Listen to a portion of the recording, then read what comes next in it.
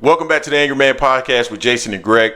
So, Jay, a few days ago, an interview with Fight Hype, Antonio Tarver made some interesting comments in regards to Terence Crawford versus Israil Madrimov. Now, Jay, I've given the prediction of Madrimov in 6.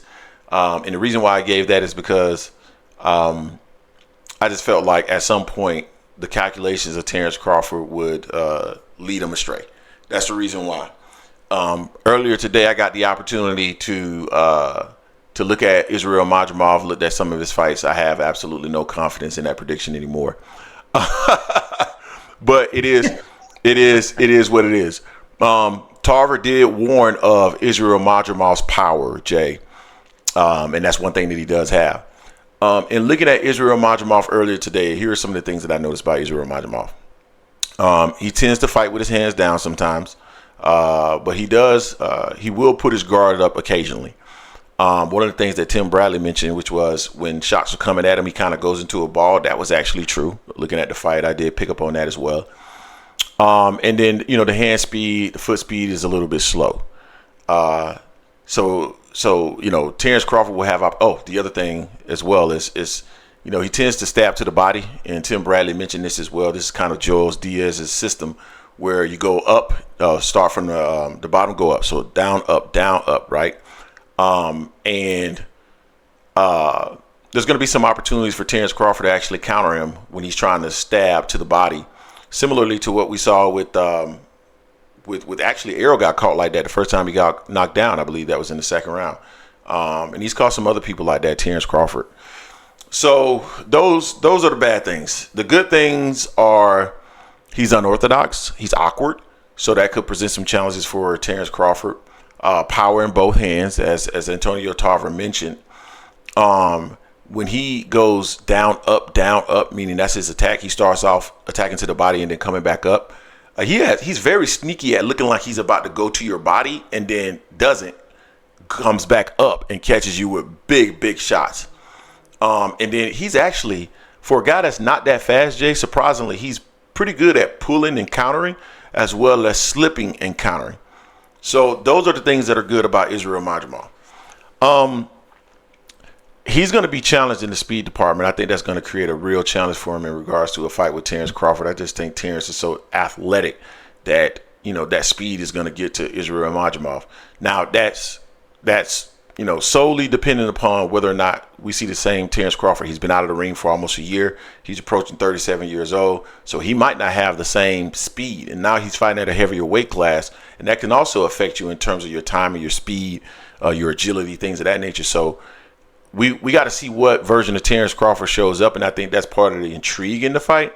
But if the old Terence Crawford shows up, then that's going to be a challenge. But when I think about Israil Madrimov, he can slip shots. He can counter. So if Terence throws something, or if he throws with Terence, I think he could have a chance of catching Terence Crawford. We've seen Terence Crawford caught in the past. He got caught with Mean Machine. He got caught with Sean Porter in exchanges, Gamboa in exchanges. So he can be caught. Jose Benavidez Jr. So he can be caught with shots. And if Israil Madrimov hits him clean, he does have the power to hurt him. So that's what will make the fight intriguing to me.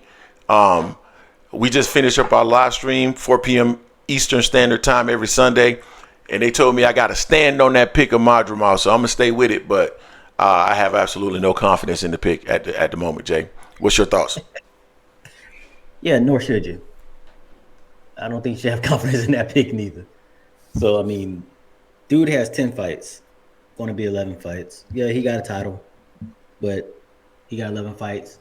I don't care about his amateur background to that level too much, because we all know the amateurs don't necessarily always dictate how well you're going to be in the pros, especially if you keep that same style in the pros. And that's not going to bode well for you with someone like Bud or any other fighter that has a mean streak like Bud has.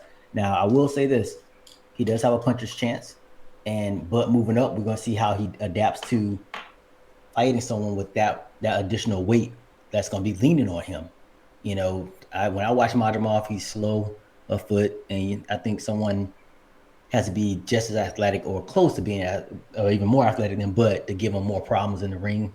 in there. But we'll see how this guy works out. You know, he may come in there. His key to victory may be the fact that he's unorthodox. It'll take time for Bud to figure him out. He may be able to catch Bud with something he's not really paying attention to because he's unorthodox. So that could be to his benefit. But I just don't see this really being too much of a challenge for Bud, more than less.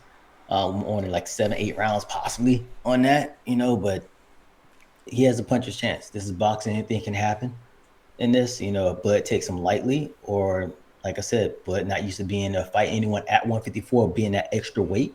And we got to see how Bud takes those punches from Madrimov. You know, he's a bigger dude with a bigger punch, you know, than most of the guys he's fought in the past.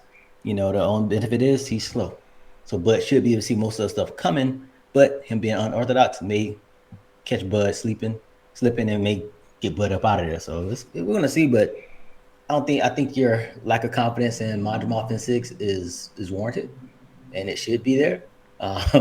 Listen, if he does win, I think it'll be early with him catching. It'll be him catching Terence Crawford as a slow starter. It'll be him catching Terence in between punches somewhere early. If he does win, my opinion, that's how I see it. Yeah, I mean, I don't think it'll go the distance. I don't think he could win by decision, because if it's going the distance, I think Bud's just too experienced to allow him to lose by decision to Madrimov. You know, again, Madrimov has 10 fights. You know, I watched part of his last fight. The dude, I forgot the dude's name that bowed out, I think, after like 3 or 4 rounds due to an injury they sustained in the fight. But I just don't have any confidence in Madrimov. You know, just knowing what Bud has done in the past and knowing what Madrimov hasn't even done currently, you know, that experience is just going to be too much, I think, for him. But the power is there. You know, according to Antonio Tarver and some others, you know, he does have power, but he's slow. He still hasn't landed. That's the key. Yep, we'll see. Well, he's landed on some folks. He just may not be able to land on Terence Crawford. We'll see how elusive Terence Crawford looks at 154 pounds. But I'm excited to see Terence Crawford come back to the ring. I'm always excited to see fighters get back in the ring, especially when fighters have been out for quite some time. I think this is Terence Crawford's maybe 3rd fight in, like 4 years or something like that? Because his last 3 fights were Spence, Avanesian, and then Porter, right? And Porter had to be 2021. So 21, 22, 23, and 24. Like he's been fairly inactive. So, you know, I'm excited to see him get back in the ring. Huh?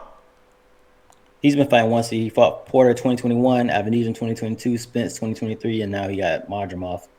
Yeah. So anyway, you guys tell us what you think in the comment section in regards to this. Do you believe that my breakdown is accurate in terms of what I've seen out of Israil Madrimov, and who do you have winning the fight? Let us know what you think in the comment section. Don't forget to hate, like, comment, and subscribe.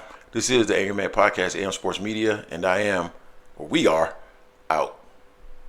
Jerk.